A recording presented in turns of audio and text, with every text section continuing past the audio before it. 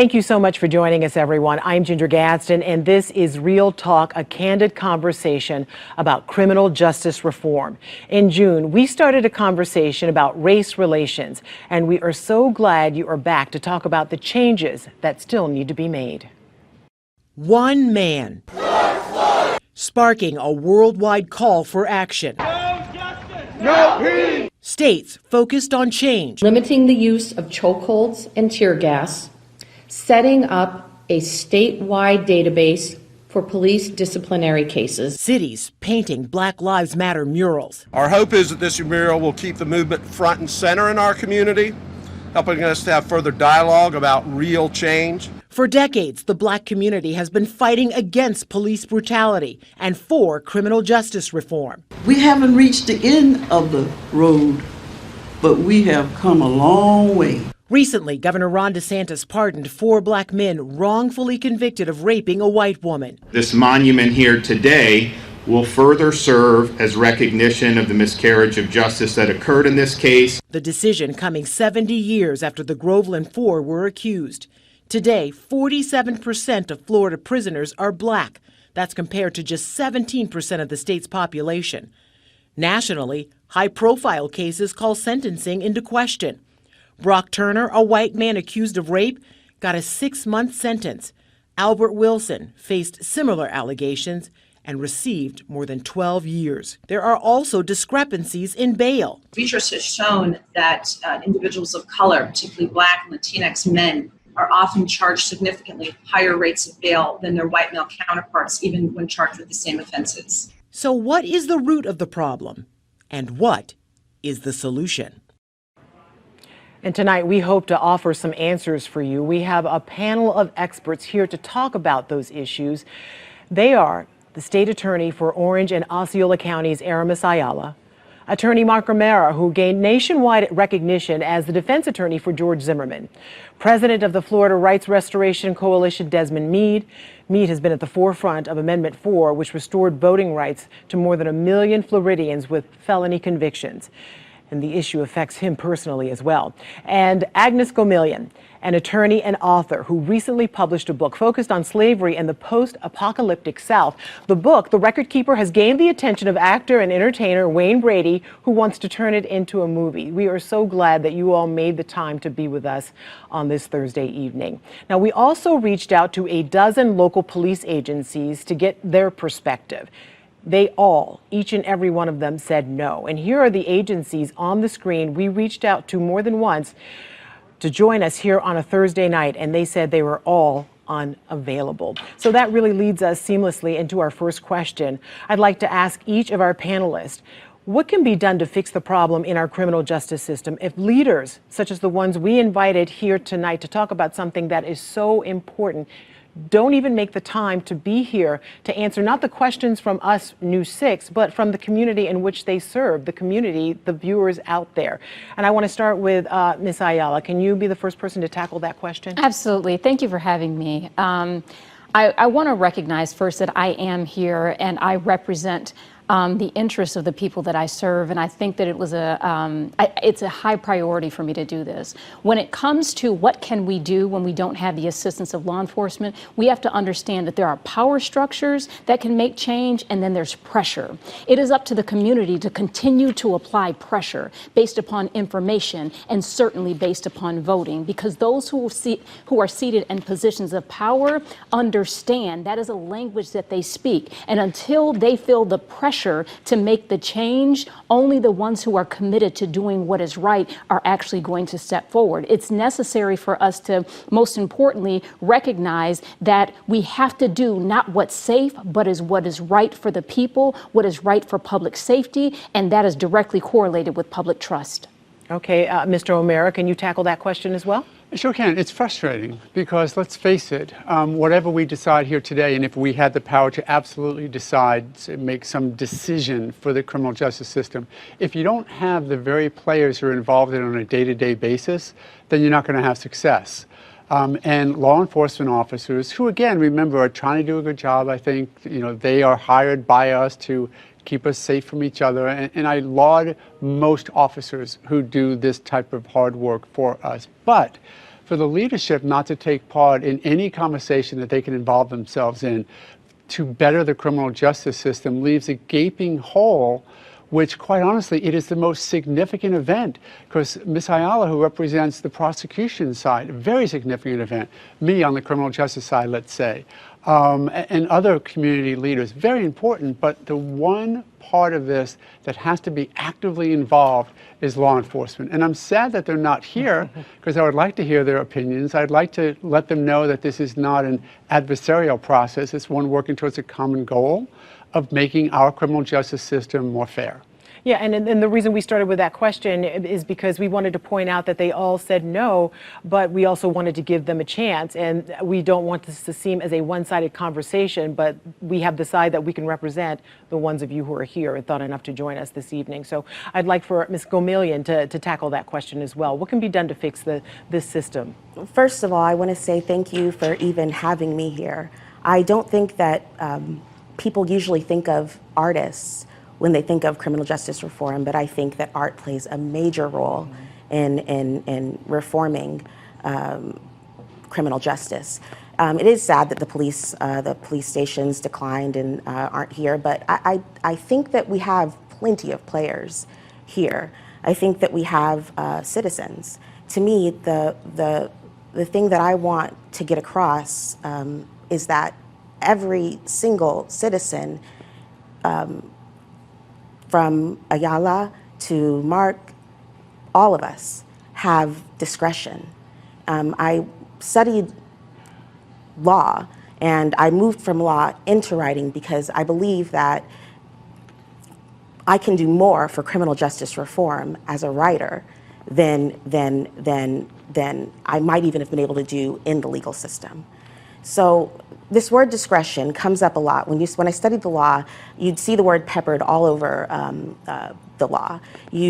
Prosecutors have discretion to bring cases.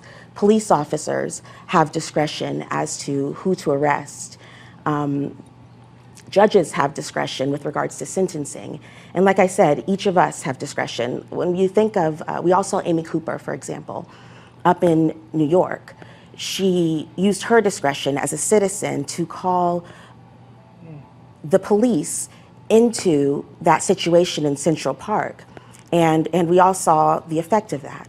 So I think that it's important as leaders to re-empower our community. We each have a voice, we each have a vote, but we all have discretion, and we all are charged morally to use our discretion honorably.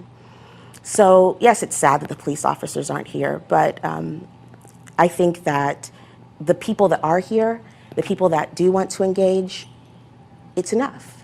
So, yeah. Yeah, okay, good. That's a great answer, thank you. All right, Mr. Mead?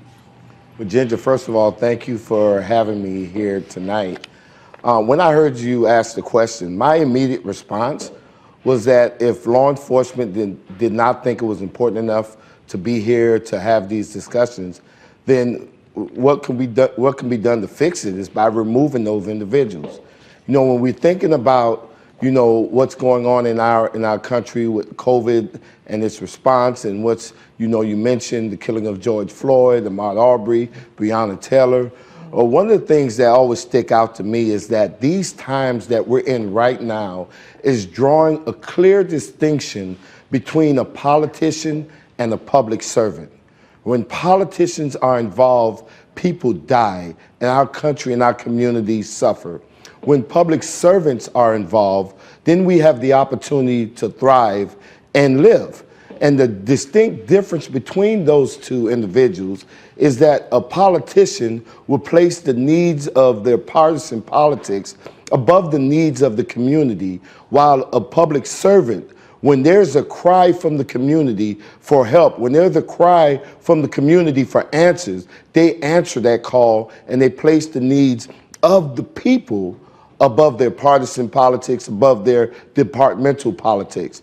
And so for law enforcement not to be here when this is a public forum that addresses the need that this community here in Central Florida, like communities throughout this country is yearning for, then that's a slap in the face of the very same people that have taken the time to go to a voting booth and vote for these individuals. And so like any other successful business, right, where there's a boss and there's an employee, these elected officials are employees and us voters, we're the boss. And any successful business, if a boss have to beg an employee to do something and they don't do it, they don't get a promotion or even a raise. They get fired. And so we need to take back control of our community by taking back control of the role that we are rightfully should be playing in our democracy. Okay, and I just want to be clear, they didn't say that it wasn't important for them to be here. They all respectfully declined and had prior obligations. So I just want to make that clear, that they are not here because they couldn't make the time or they had other obligations prior. So we asked our viewers, the customers, to send us emails and questions when they learned who our panelists were. And I'm going to ask a couple of you some of the questions we have right now. The first one is for Aramis Ayala. It's a woman named Lisa. She says a loved one is incarcerated under the felony murder rule who was never armed and never killed anyone, yet was convicted. So she says, can you please explain what the felony murder rule is for those who don't know, and if you can answer Lisa's questions of what it will take to get that rule abolished is what she's asking. Thank you. You know, felony murder essentially means that if you are at the scene where a felony crime is committed and a murder occurs, you, even though you don't discharge the firearm or you're not the one who's actually responsible for the killing, you can be charged for a felony that happens, a murder that happens during the commission of a felony. It is a very problematic law. I stand with people who have objections to it, concerns about it. Those of us who have spent years in law school and practice law, it defies our logic of what we were taught because of the whole concept of our thought process, mens rea actus reus, being involved in it, Latin terms that we learn about a person's intent to do something. It is a problem. Now, I constantly try to share with people that it being a law doesn't necessarily mean that it is just. And as the state attorney, my job is the pursuit of justice. And quite often I am in that position of the law is unjust, but I have to pursue justice and I have to follow the law. I am forever committed to justice, but unfortunately the way that the legislature has drafted felony murder, a person can spend the rest of their life in prison based upon their presence during a murder while he or she was in the commission of a felony. Okay. And Mr. O'Mara, this next question is for you. It's from someone named Robin. And Robin has some concerns about mandatory minimum sentencing guidelines and would like to see them eliminated. And so she says, some inmates receive long, unjust sentences for minor offenses, and others who commit more serious crimes get less time. What are your thoughts on this?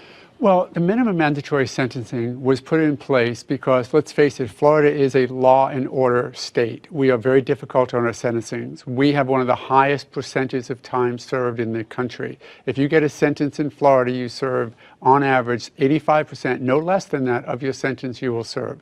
And these minimum mandatory sentencings are another way that the legislature, maybe with initially some good ideas in mind, but with the legislature said, we're going to be tough on crime. My frustration, my biggest frustration with minimum mandatories is it takes the discretion away from those who know best. And those are the judges, even the prosecutors, because prosecutors sometimes are bound by these minimum mandatory sentences as well. And certainly we are as defense attorneys. And the judges who can at least truly advocate on the behalf of justice, which is let's look at the person, let's look at the crime, let's look at the circumstances and decide what is a fair and just disposition. That discretion is taken away because people in Tallahassee, in order to get reelected, and I want to get on a rant, in order to get reelected have decided I have to be tough on crime. So you have minimum mandatory sentencings for any firearm use, for example, or sometimes possession. For other offenses, prior criminal record can come up and really burn you on minimum mandatory sentencing. All I'm suggesting when we do away with minimum mandatory sentencing is we're putting the ability on the people who know it best, the people involved, prosecutors, defense attorneys, and most importantly, the judges, to try to institute a process that seeks to just results, not some minimum mandatory that was decided 5, 10, 20 years ago by a legislator unconnected with the facts of the case. Okay. Mr. Mead, we have one question for you. It's a multi-part question. It says, when it comes to nonviolent drug offenders, would rehab be more effective than prison? And he also writes, prison tends to create criminals rather than rehabilitate them. How can we change that? That's a great question. You know, I first want to address just even the terminology. I mean, we have, you know, we've seen this tough on crime stance or rhetoric that has been in our society for quite a number of years. And we see direct evidence that this tough on crime approach that we've had has done nothing to make our communities safer, has made the United States the most incarcerated country in the world, and we see a drain even on our economy because of this. And part of that rhetoric is how it's so easy for people to get into the conversation about violent versus nonviolent, right? Because those definitions, they vary on jurisdiction, they vary from law enforcement to the legislature to the courts. And at the end of the day, the bottom line is that if someone commit an offense, right, that at any point that they're released, that we are obligated to create an environment that would facilitate successful reentry. No matter their charges seem to be serious or even less serious, the key is how do we create these environments that rehabilitate people that have done wrong and allow them to successfully move on with their lives and become contributing members of society. And so in the case of a person that is a drug addict, I was once a drug addict, we know that, you know, as a person suffering from drugs, incarceration is not going to solve the problem, right? What's going to solve the problem is treatment. And it's even more cost effective to solve the problem through treatment rather than incarceration. But all of that starts from a mentality that no matter who that individual is that is going through our justice system, that they're still a human being and they're still worthy of being treated with dignity and respect. And if these people are released, which 95% of the people who are incarcerated will be coming back into our community, it is in our best interest not to try to split hairs and distinguish between violent and nonviolent, but to rather fully embrace the reentry process and allow any individual, no matter what crime that they've committed, if they're coming back in our community, we want all of them to be successful. You know, and you bring up a great point just in doing some research. You know, there are so many stats out there, and the one that I found so interesting is that the United States, this country, makes up 5% of the world's population, yet people incarcerated, we make up 25% of the people who are incarcerated. So it seems like we spend billions upon billions of dollars putting people in prisons, in jails, as opposed to maybe rehabilitating them. Do you find that we have we are in love with incarceration? I feel like there's an issue with that.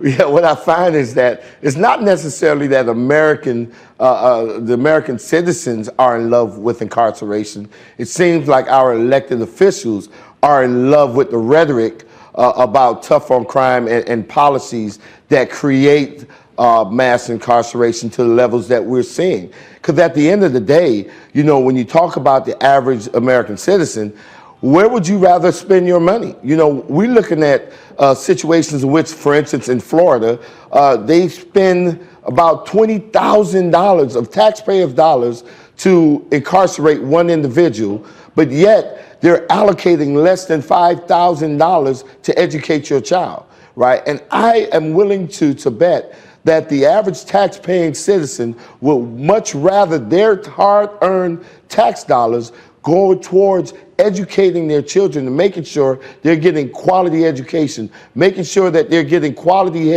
health care, making sure that their parks and roads are serviceable, rather than incarcerating someone with a drug habit or incarcerating someone because they're homeless, right? We see that studies have shown that a homeless person may commit, say, 70 crimes a year. And if the homeless person have a substance abuse issue, the number of crimes may skyrocket to over 90, right? You don't solve the problem of crime and you don't solve the problem of homelessness by locking people up. But that's what our country does. We lock up people who are homeless, we lock up people who have mental health issues, and we use our jails as hospitals, right? Once we can shift our thinking and look more towards healing people and being sensitive to their needs, then we're going to engage in practices that we'll see that we'll make a smaller investment in healing people, right, and making a large investment in educating and growing our kids and growing our economy instead of growing the prison industrial complex. Sure, I do want to give Aramis Ayala and Mark O'Meara and Agnes Gomelian a chance to answer that same question. Do you feel, Ms. Ayala, there is we're infatuated with incarceration in this country? You know, I think that we have to understand the roots of this country, and we can talk about all of the responses till we turn blue. The bottom line is that this dynamic of race, this dynamic of law enforcement dates back to slave patrols, went into lynching, and now we're dealing with the concept of mass incarceration, where we have literally ballooned our incarceration in this country. We have made more things crimes. We have increased our penalties. We have made more minimum mandatories. We have changed the entire system, and then we justify our treatment of those people in the system by indicating that they are less than human. They are less than deserving. We continue to punish people even after their release because we have lost sight of that they are still Americans. They are still citizens. They still are human beings who need to re-enter properly. And so part of it is we can talk all day, like I said, about the micro changes, but we have got to talk about the macro, which deals with the humanity of other people who are committing these crimes and how we have to find common ground. And the only common ground is our humanity. Ms. Gomelian, I see you and all the panelists shaking their head, the affirmative with that. Would you like to chime in on this one? I would like to chime in. I think the macro here, I love that word. I think we need to obviously talk all day long about changing the laws, reforming the laws.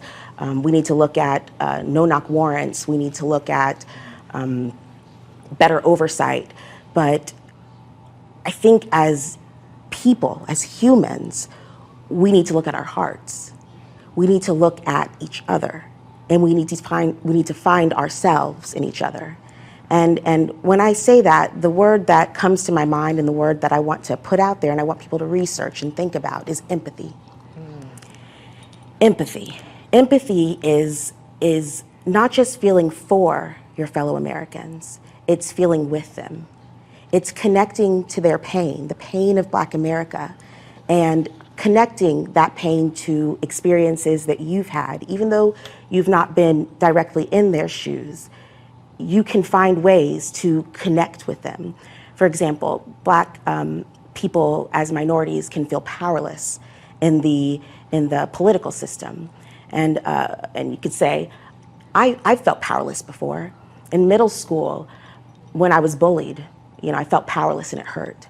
Or you trusted, African-American man, you trusted that police officer to protect you, and instead they hurt you and you felt betrayed. I felt betrayed before. My father, he was supposed to love my family, left my family. We can find ways, if we can find ways to see each other, and more importantly, see ourselves in each other, I think that's the macro that we need to be pushing all of American culture towards. And when we push American culture, because of that idea of discretion that I brought up, because discretion is such a central part of the law, when we push American culture, we're pushing criminal law. We're pushing we're pushing juries. So yes, so empathy, and empathy is something you can get through broadening your experience. And that's, I think, where art comes into play. Maybe in a small county in Minnesota, you might not have 30, 40 Black friends that you can go and have dinner with, but you can pick up a story And you can walk in that heroine's shoes and you can see through her eyes and you can feel her pain and create a bond with her. I like to give this analogy because I think that it makes sense. When you have empathy, you create this profound bond between people. And it's the same bond, I think, that soldiers come back from war with. When they come back from war, because they've shared a similar pain, because they've been in the trenches together, they don't call each other countrymen anymore. They call each other brothers. And they say things like, I will put you on my back and carry you to safety. Until we start looking at each other like brothers and sisters and being willing to risk ourselves to carry each other to safety, we could talk about reforming the laws all day long, but we won't really have justice in the criminal justice system. And it is because of that idea of discretion. Because each of us, when we look at another human and are called to make a judgment about that human, that's when the implicit biases of our hearts are revealed. And we can't legislate these things. These are not things that we can tell people how to feel and how to think. So this is the hard work. And the reason why I think it's hard work is because when you feel with somebody, you have to be in pain. And when you feel with someone, change is demanded. George Floyd is a perfect example of how all at once America, the world, felt empathy. When George Floyd cried for his mother with his gasping breath, everybody in the world saw it and we felt it. And it's so important to continue to have that feeling for each other, that George Floyd feeling. He's a martyr because he first of all, he let us all know that with all this political divide, the cops not coming to this discussion, with all the blue and the red, George Floyd's death let us know that there is still purple. There are still things that will make all of us stand up and say no more. And Congress is passing or trying to pass a bill, and we are here discussing it again and again. Yeah. So I think that empathy is vital, and it's still possible. That's what I really want. It's hard when we're having this discussion and we're discussing so much, but it's possible. There is still hope. Yeah, it seems like right now we have more people in the trenches than we had before, and hopefully we can all emerge with one another carrying the other. If the other person can't walk, we'll carry our brother on our back. Mr. O'Mara, can you answer that question? Why do we seem to have an incarceration problem in this country? Well, part of it Ms. Ayala touched on in one of her answers, and we have to remember that this is not just a criminal justice system problem. The criminal justice system is sort of the canary in the mine. It hits there first because it's the most visual. When people get incarcerated, when we look at blacks making up, or minorities making up 47% of the incarcerated people, yet 17% of the population. When we see those problems that are in our face and we can't ignore, or it's more difficult to ignore within the criminal justice system, that's great because we're actually looking at it, but we have to look a little bit deeper.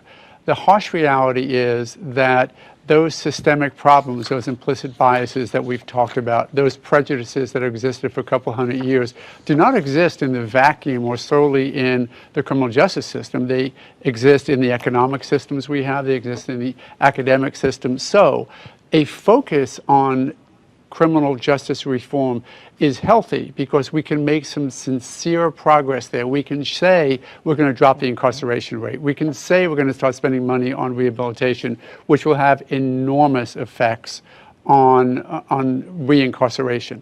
We can say all of that and maybe we can make some progress, but if we're ignoring the more harsh reality that exists in our society or American society as a whole, then almost the efforts in the criminal justice system may be not for naught, but it's going to be wasted effort because we have to look a little bit closer into our soul to really get to the point that we have had those problems that have existed for a couple of hundred years and they have to be addressed at a much more systemic level. Again, criminal justice shows us some opportunities there. And particularly when you have all of the events we're talking about, George Floyd being the most recent of dozens and dozens and dozens of them. But we can look at that and galvanize ourselves about it, but we have to dig deeper. And conversations like this will help. Yeah, and it seems like we have been having this conversation about criminal justice reform for decades, right? And people right now, we hear from people when they write to us saying, you know, why are you guys making a big deal out of George Floyd in this case and that case? But this has been something that has been at the forefront, especially in the African American community, for such a long time now. And I want to take you back to 1949, where the Groveland Four, those four young men who were accused of raping a 17-year-old white woman at the time. And the first thing one of the first things Governor Ron DeSantis did when he got into office was he pardoned them. But this is something that has been going on forever. And I'd like you all to comment if you're, and I'm sure that most people here are familiar with the Groveland Four. The youngest who was accused was 16 years old at the time, and they're all pardoned posthumously. And I know their family members must be grateful for that. But you have a 16-year-old who's accused of raping someone, and one of his peers who was hunted for 30 hours and killed by a mob, led by the sheriff, by the way, at the time, and killed. So if you could just maybe give us some perspective as to why this still persists, because it's still going on in our community. Ms. Ayala? Yeah, I want to address that. I think it's so important for us to remember that the time has passed, but the issue, the mentality, the character, and the conduct still exist. So for people who, it was their grandmothers, it was, you know, their family, it's in their lineage, it's easy for them to say, yes, this is connected to our history. But for those who have disconnected from the realities lived by people who don't look like them, it's easy for them to say, get over it. Well, how can I get over what I'm still experiencing? You know, while it may have been, you know, killings before, harassment can impact people just the same. When you're stopped by police just riding down the road, minding your business, committing absolutely no crimes. When you're being harassed because you're riding a bike in your neighborhood. Those are things that are remnants of a painful past that we cannot deny. And all it does is further divide us when one person is saying, dismiss it because you've dismissed me. When you dismiss my experience, when you belittle what I'm going through, you're doing nothing but dismissing me as a human being. We've got to get away from this whole us versus them mentality and focus on right versus wrong, because at the end of the day, the only thing that matters is good versus bad, is right versus wrong. And there are some things that are absolutely wrong. When you talk about this whole conversation with George Floyd, this is not black versus white. This is black versus racism. So you have to choose one of those sides. And there's nothing right about racism. There's nothing right about bigotry. There's nothing right about hatred. And until we begin to share, as we've all said, our humanity and understand that, no, I don't agree with he or she did, but I also don't agree with how he or she is being treated, because I understand that could be me one day. The arrogance of people to believe that I would never do that is so interesting when you watch them watch their family become addicted to drugs, when you watch them watch their family go through it. Once it hits home, it changes. And to black and brown communities, it hits home every single time. Would Agnes, I see that you would like to answer that question as well, so if you would. The Groveland case, it's just heartbreaking. I don't know if you said this in my introduction, but I was trained as an attorney, and I want to talk a little bit more about how I moved from being an attorney or practicing law into entertainment and why. And when I first went to law school, I actually went to law school to be a criminal justice lawyer. I went wanting to, this is a direct quote from my entrance essay, to protect innocent black children from going to jail. I had a little bit of knowledge, not as much as I would gain, but I knew just enough to be angry for black children. So that Groveland case was one of the cases that I'd had in my mind when I went to law school. And it did not take me long in law school to realize that by the time a black child enters the criminal justice system, it is too late to defend their innocence. The character of black children, the character of black men and women is adjudicated in American culture long before any of them are ever arrested. And so that's where culture reform meets criminal justice reform. And that's why culture reform is just so important. We all keep saying it over and over again. We can't legislate the heart. We can't legislate that blink reaction that an officer has when he has to decide to shoot or not shoot. We can't legislate George Zimmerman looking at Trayvon Martin and seeing a threat instead of a kid. So we have got to, when we're talking about criminal justice reform, especially for our children, for our Black children, we've got to talk about culture.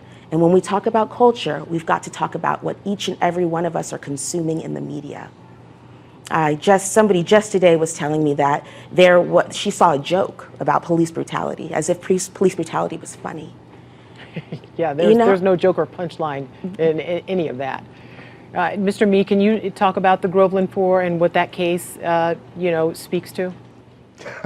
That's a hard question, and the reason why I say that is because, just thinking about the circumstances behind that case is very painful for me as an African-American man, to just think about living in those conditions and still experiencing those same things to some degree. Even when I looked at, the George Floyd killing, it took me quite some time to even look at the video, and I have yet to look at it in its entirety because, it reminds me of circumstances that I myself have gone through. When we talk about even police brutality, when we talk about the criminal justice system, I can tell you that no one have experienced it more than a returning citizen. When you talk about how police officers interact with suspects, we're the ones that feel the brunt of over-aggressive police officers, and this happens on a daily basis. But because, people like me have to continue experiencing that pain and continuing to be re-traumatized every time we see instances like this on the television, or someone is bringing up the Groveland story, what that does is actually create a sense of urgency, right? And understand that, the governor pardoned them, but it was after they were gone, right? And so I look at that as, okay, that is, I understand the families may appreciate that, but we need our elected officials to do more than just acts like that. We need them to actually be more active in the policies. You can't pardon the Groveland 4, but then not address policing practices in Florida. You can't pardon the Groveland 4 and not address conditions in our prisons, in our jails. You cannot pardon the Groveland 4 and still allow policies that detrimentally impact the African American community right here, right now, in 2020, and expect anyone to look at your act as nothing more than just an act and not an expression of a commitment to making our community a better place, of a commitment to eradicating racism, of a commitment to treat every human being with dignity and respect, regardless the color of their skin, regardless their political preferences, regardless their sexual identity, regardless even their immigration status, right? That they're still human beings and they're still children of God. That, right, we can only be convinced that a person is committed to that when they are on a daily basis addressing those very same issues and dealing with the humanity of folks that are suffering right now. And people like me, we're suffering every single day. When you talk about the Groveland, when we seeing the killing of Ahmaud Arbery, and where a prosecutor took over 70 days, and it was only through public pressure that the gentleman that was accused of killing Ahmaud Arbery was even charged with a crime, right? At the end of the day, we have to judge each other by how we are treating those who are least among us, how are we treating the lowest people, how are we treating our elderly, how are we treating the most vulnerable of our population. That is the true measure of who we are as an individual, who we are as a community, who we are as a country. And so, Agnes Gomillion brought this up. She was saying that, the reason she went into law was to protect our children, our young children. And Mr. O'Mara, she mentioned the Trayvon Martin case. And I feel like a lot of people think that Trayvon was seen as some sort of villain in all of this. How can we get this country, this world, to see young black men not as a threat, but, you know, there's the word empathy, to see him walking in a neighborhood and maybe you can ask him a question, but not end up on the ground shooting him? How do we get to a point where that's not your first response? I would love to say that there are a couple of easy answers to that. Unfortunately, it's generational. And it's much slower than I ever thought it would be when I started this career over 30 years ago. I actually thought that we were moving in the right direction, but now 30 years into it, I look back and I go, I don't know that we have made significant positive changes in addressing the biases that exist in the system that I've given my life and my career to. Because I look back and I look at the fact that we still have minimum mandatories, we still have implicit biases. Today, the percentages we talked about with young black males involved in the criminal justice system. So I would love to say, if only we did this. So here are a couple of changes, you know, moving that cruise ship maybe 1 or 2 degrees now. It's going to take a while, but then the path will be different. We have to acknowledge our implicit biases. I do some training of lawyers on this, and I walked in front of a group of about 150 people, and I said, okay, well, anyone have any implicit biases here? Just raise your hand. And of course, nobody raises their hand. It was almost a trick question because we all have them. But the ignorance of them, the denial of them, leaves us on the exact same path. We are not going to make changes unless we understand that, as was just said a moment ago, by the time they get to the criminal justice system, it's almost too late. We have to look back to our education system. We have to look back to our economic systems. And we have to say, if we don't make changes there, then attempting to make the changes in the criminal justice system are sort of a Band-Aid on a problem where the infection has already begun. And we have to go back and try and make those changes where they're going to have the most effect. And the only way we get started there is to look inside our own soul, inside our own heart, and say, whether we talk about white privilege, whether we talk about implicit biases, whatever we talk about is the way that almost the back part of our brain has started, that fight or flight. Mm-hmm. And for whatever reasons, we have focused that fight or flight on the minorities in our community, and we have to address it there. If we do, if we can, and we haven't done a good job of it so far, if we can, those are going to be the systemic changes that we're going to see some results of. It's not going to be in the 2020 election, it's not going to be in 2021, but maybe by the time our young children are at the age that they'll become legislators, we'll see some changes. It just seems so far off in the future. Ms. Ayala, I saw that you were raising your hand. It looked like you had something to say. I do, because he brings up such a good point that we cannot deny that everyone isn't responsible. And those of us who are, crying about the pain of the past and even the current situation, it is up to us to also create a safe space for those who are in the positions of power to make the difference. When you talk about implicit bias, a lot of times we talk about it as if you're going to be punished for it, instead of making it a safe thing so that once we own it, now we can properly deal with it. We have to be able to have these conversations, even though there's frustration, there's anger, and there's pain. We have to invite people in a manner that welcomes the correction, that welcomes the admission, that welcomes someone taking responsibility for the past in a way that we can work collaboratively to change it. Because there are positions of power that, people want to protect their image, right? They don't want to ever acknowledge they've done anything wrong. If you look at if you look at a lot of the conversations from people who sit in positions of power, it's, oh, we've done this, we've got this, everything down, we're doing it all right. No, actually, we're not, or we wouldn't be crying. Where there's an itch, we got to identify it so we can scratch it, right? So there's a cry from the people, and we have got to make it safe for people, even at let me say it this way. We have to make it safe for people in power to acknowledge they're wrong so that they can fix it. And those in power have to be willing to lose their power in order for the people they serve to gain progress.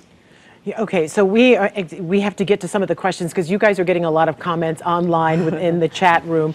So this one is for Ms. Ayala again, and the person says, State Attorney Ms. Ayala, Dr. Crudup from our online chat, liked your earlier comments and wants to know how those coming out of the system can successfully reintegrate when they still have to check the felon box on job applications. You know, that is something that is absolutely a problem. You know, once a person, and Desmond, I'm going to use your line, you know, once a person has paid their debt, they paid their debt. I think that we have got to move towards proper reentry, and that takes all arms of the criminal justice system. You know, Desmond mentioned earlier that in this country, we spend more money on Department of Corrections than we do for higher education, and that is extremely important. So if we invest the money in our Department of Corrections, where we are trying to properly people to re-enter back into society, we're better off. The one thing that I will say is that the criminal statutes for the state of Florida actually eliminated rehabilitation out of the language. We've got to put that back in there so that we are not just punishing. The law is very clear at this point, unfortunately, that says the purpose of these statutes is for punishment. We've got to get rehabilitation back in both the adult and keep it in the juvenile statutes. Okay, Ms. Gamillion, this question is for you. Ronnie is wondering, how does discretion play a role in the arts, and how does it affect our criminal justice system? This works perfectly with what I was just going to say. I wanted to comment on what Ayala said too.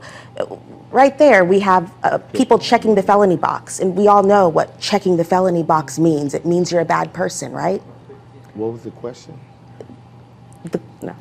It means you're not a bad person. Yeah. That's the point I'm trying to make. I heard someone saying something, but we've got to reform what we think of felons. You know, felons are people that made a mistake. And that's the work that I think each individual person needs to do. Yes, we could figure out how to put rehabilitation back in the law, and we should. You know, we should figure out whether or not when the felony box has to be checked, and maybe not have a felony checkbox at all. But what we can do right now is start looking at felons as fellow human beings who are flawed, just like all human beings. And in that way, the word felon loses some of its power. You know, and what replaces it is empathy. So that is how we can all use our discretion to reform criminal law. Yeah, and Desmond, I know you know this is the heart of why you're here. Yeah, you know, I just had to jump in because I mean, and it's right, and believe it or not, it could start right here tonight. Right, during this discussion, by eliminating use of the word felon, right? Why are you calling me a felon? You know, and because that right there already creates now a barrier, and it creates problems for me to successfully reintegrate back into the community, because now people are looking at me different. I'm feeling different about myself, when I'm just a human being like everybody else. And that's why we chose to use the word returning citizen, right? Because that, matter of fact, the Florida State University have a criminology department, doctoral department, that's one of the best in the world. And they recently, not too long ago, had did some research called labeling. And it talks about that when we call someone ex-con, when we call them felon, right, that we actually increase the likelihood of them recidivating, right? And matter of fact, those of us know that if you call a child stupid growing up, he's going to end up, or she's going to end up thinking that they're what? That they're stupid. And so we need to put even more positive words in the air. And we've chose returning citizens, right? And when we use that, we at least instill some self-worth in the individual, and we allow people to look at our humanity first, because that word felon is such a harsh, scarlet letter of shame, right, that helps perpetuate, right, the narrative that we're not good enough and that we're different, and it's okay to treat us different. It's okay to not allow us to have jobs, right? But yes, we do face those challenges, and folks need to understand. Yep. It is in society's best interest that when I am released, or someone like me is released from prison, that we have every opportunity to successfully reintegrate. I'm going to tell you something else. A lot of times when we're talking about criminal justice reform, we talk about the guy or the male that's in prison. Here's the reality. Florida convicts an average of a little over 170-something thousand individuals each year for a felony offense, right? Less than 25% of those individuals are even sentenced to prison. And so the reality is that when we're talking about the impact of our criminal justice system, it is the larger population that is being impacted are people who are, guess where? Right here in our homes, in our very homes, in our communities, in our congregations, right? And they're facing the same collateral consequences as an individual that's incarcerated. And we have to acknowledge that women, that the rate of women being incarcerated, right, is the fastest rate among any demographics and has grown over 800% over the last several years. Yeah. And so we have mothers who are being ripped away from their children, and then when they're released, they have all these barriers. You can't get a job, they can't get an education, they can't live in safe, affordable housing because municipalities have all these restrictions that would prevent someone with a felony conviction from being able to rent a home. Okay, so we want to give Mark Romero a chance to answer this as well. If I might, because an example of something that I don't think anyone with any sense could argue. About 20, 25 years ago, whenever it was, there was this program in the Department of Corrections called MDSO, Mentally Disordered Sex Offender Program. And what it was for about 2 years before you were going to get out, finishing your sentence, they would put you through this intensive program because you've been identified as a sex offender, you're about to get back out. It makes sense that they're going to try and help you for those last 2 years. 22, whatever years ago, the Department of Corrections defunded that program. Think of the senseless nature of that, not just in and of itself, but of an organization that would say, we're not going to spend the money on maybe those in most need before they go back out in society. So just that one little sliver. So the concern really is, you look at it, ask yourself what a correction is, right? A course correction. You're going in a direction, you must be moved in a different direction. And not to make fun of it, but we don't have a Department of Corrections. We have a Department of Warehousing, because all they do is warehouse people.